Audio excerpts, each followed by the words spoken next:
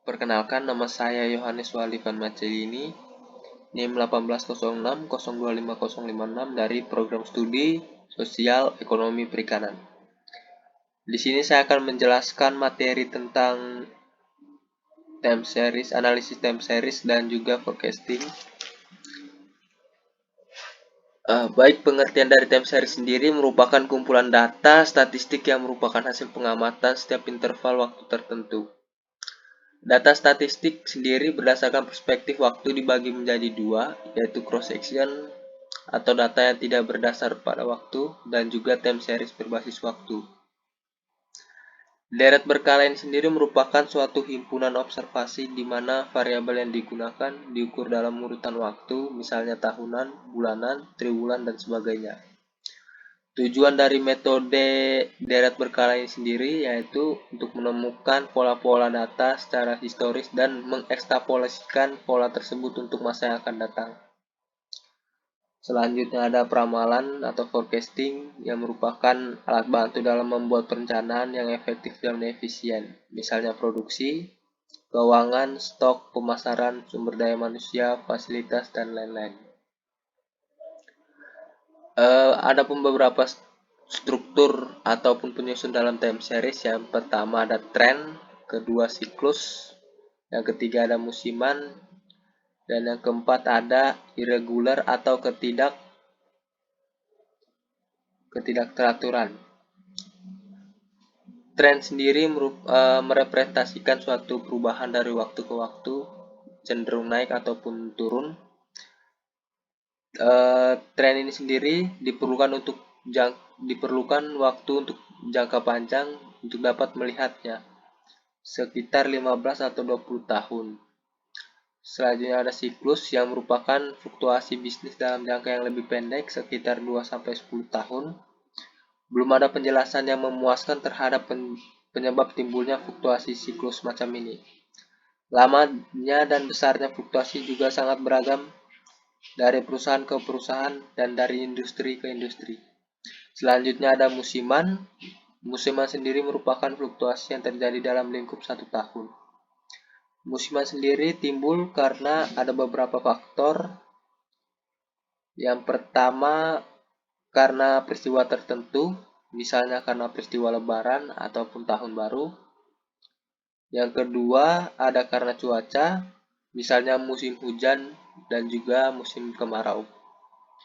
Selanjutnya ada irregular atau ketidakteraturan, yaitu fluktuasi semacam ini disebabkan karena faktor-faktor yang muncul ketidakteraturan dengan jangka waktu yang lebih pendek.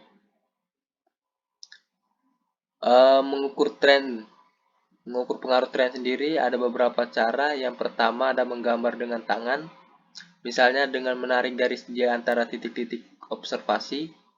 Kelemahan dari metode ini yaitu subjektif dan kelebihannya yaitu mudah. Yang kedua ada menggunakan model matematika, misalnya membuat garis lurus dengan menggunakan rumus least square. Kelebihannya objektif dan kelemahannya terlalu mekanistis. Peramalan berdasarkan metode atau pendekatan terbagi menjadi dua, yaitu peramalan kuantitatif dan juga peramalan kualitatif. Peramalan kuantitatif sendiri yaitu menggunakan berbagai model matematis atau model statistik dan data historis dan atau variabel-variabel kausal untuk meramalkan permintaan. Selanjutnya, untuk peramalan kualitatif yaitu menggunakan intuisi, pengalaman pribadi berdasarkan pendapat atau judgment dari yang melakukan peramalan. Syarat dari metode kuantitatif sendiri, yang pertama tersedianya info masa lalu, yang kedua dapat dikuantifikasikan dalam bentuk data numerik, yang ketiga ada pola aspek masa lalu berlanjut ke masa depan.